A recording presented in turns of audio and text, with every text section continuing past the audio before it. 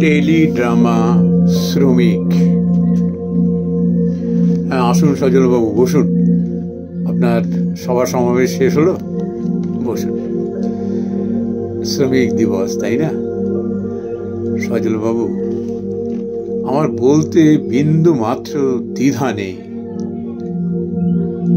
আজকে এই শ্রমিকের ভূমিকাটা কিরকম বলুন তো? কাণ্ডারি। মানব সভ্যতার যে ভিত রচিত হয়েছে না, এই শ্রমিকের শ্রম এবং রক্তে। আপনি বলুন তো, সভ্যতার কোন জায়গায় শ্রমিকের কন্ট্রিবিউশন নেই? শ্রমিক ছাড়া আমাদের জীবন কতটুকু সচল বলুন? এই যে আমরা একেবারে বিন্দাস রয়েছে,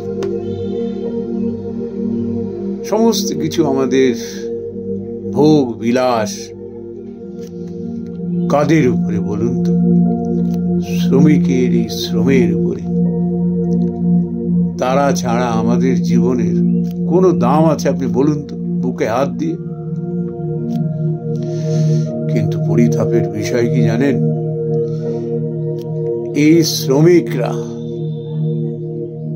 যে কিভাবে শোষণের শিকার। একটা সময় কলকারখানায় এদেরই আমরা কাজ করতে দিইনি, মুখের মধ্যে সেই স্লোগান ভরে দিয়েছিলাম, দিতে হবে দিতে হবে, চলবে না চলবে না। এই করে করে বলুন তো কত কলকারখানা বন্ধ হয়ে গেছে।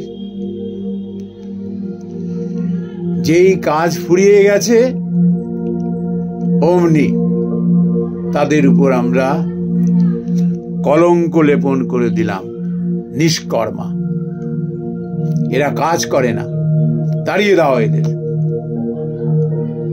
কি দ্বিচারিতা আমাদের! যত রকমের সৃষ্টি এরা করেছে, এদের দিয়েই সেই সৃষ্টিকে আমরা ভেঙেছি, গুড়িয়ে দিয়েছি রাজনৈতিক ফায়দা নেবার জন্য। যেই কাজ হাসিল হয়ে গেল, এরাই তখন দুষ্কৃতী হয়ে গেল, এরাই তখন সমাজ বিরোধী হয়ে গেল, এরাই তখন অ্যান্টি ন্যাশনালিস্ট হয়ে গেল। ধরো, মারো, এনকাউন্টার করো, জেলে পড়ো, কাজ হাসিল হয়ে গেছে না? এইভাবে আমাদের দ্বিচারিক স্বভাবে পিষে এদের আমরা প্রতিনিয়ত মারছি, এদের শ্বাসরুদ্ধ করে আমরা মারছি। এদের দুর্বলতা কোথায় জানেন? অশিক্ষা, সংঘবদ্ধহীনতা, এদের সরলতা, এদের সততা, বিশ্বাস, এই হলো এদের দুর্বলতা। আমাদের কূট চাল, কলা কৌশল, নৃশংসতা এরা বুঝতে পারে না, তাই প্রতিনিয়ত ঠকেছে এবং ঠকে যাচ্ছে, আজও ঠকে যাচ্ছে। যখন যেরকম আমাদের প্রয়োজন হয়েছে এদের কাজে লাগিয়েছি, কাজ ফুরিয়ে গিয়েছে, এদের আমরা লাথি মেরে তাড়িয়ে দিয়েছি। সজলবাবু, আর বেশি দিন নয়, এরা জেগে উঠবে, এরাই আমাদের পরিচালনা করবে। সেই দিন আসছে। অন্যায় অবিচার কতদিন চলতে পারে বলুন তো? ইতিহাস দেখুন না। আজ এই যে শ্রমিক দিবস পালন হচ্ছে, সবই হচ্ছে, মানলাম,